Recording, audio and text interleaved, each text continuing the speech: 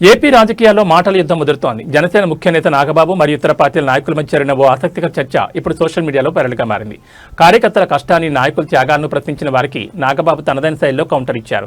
చివరికి ప్రత్యర్థి వర్గం నాయకులు దిగివచ్చి సారీ చెప్పే వరకు ఆయన వెనక్కి తగ్గలేదు.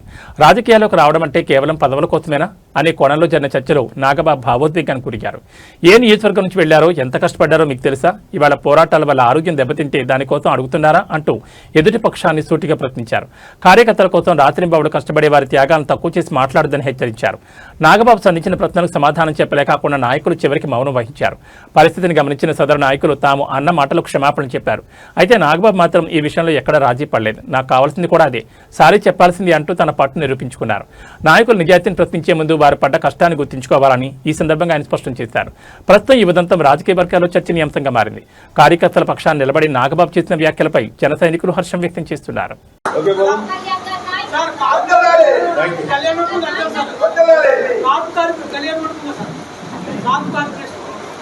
మీరు ఇంతమంది మాట్లాడుతున్నారు. పవన్ కళ్యాణ్ గారి హెల్త్ ఎలా ఉందో ఒక్కడైనా మాట్లాడుతున్నారు.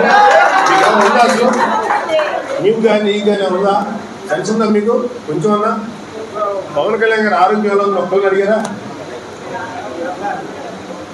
ఏ నియోజకవర్గం నుంచి తెలియరో, ఎంత కష్టపడ్డారో దానికోసం ఆయన ఆరోగ్యం ఇవాళ ఎఫెక్ట్ అయితే ఏమన్నా అడుగుతున్నారా? అది కాదు మీకు, అది అవసరం, అది కావాలి. కాబట్టి మీ అందరికి చెప్తున్నా, పవన్ కళ్యాణ్ గారు చాలా ఆరోగ్యంగా ఉన్నారు, బాగున్నారు. Thank you. జై జనసేన, జై హింద్. కాంట్రవర్సీస్ చెప్పుకోవడానికి రాలేదు. ఇక్కడ నేను ఇక్కడ నేను కాంట్రవర్సీ చెప్పుకోవడానికి రాలేదు. మీతో మాట్లాడదామని వచ్చాను. దయచేసి అంతగాని తీసుకెళ్ళక. మీరు ఇంతమంది మాట్లాడుతున్నారు. పవన్ కళ్యాణ్ గారి హెల్త్ ఎలా ఉందో ఒక్కడైనా మాట్లాడుతున్నారు. నీవు కానీ ఈ కానీ ఉందా? తెలిసిందా మీకు కొంచెం అన్నా? పవన్ కళ్యాణ్ గారి ఆరోగ్యం ఎలా ఉందో ఒక్కరిని అడిగారా?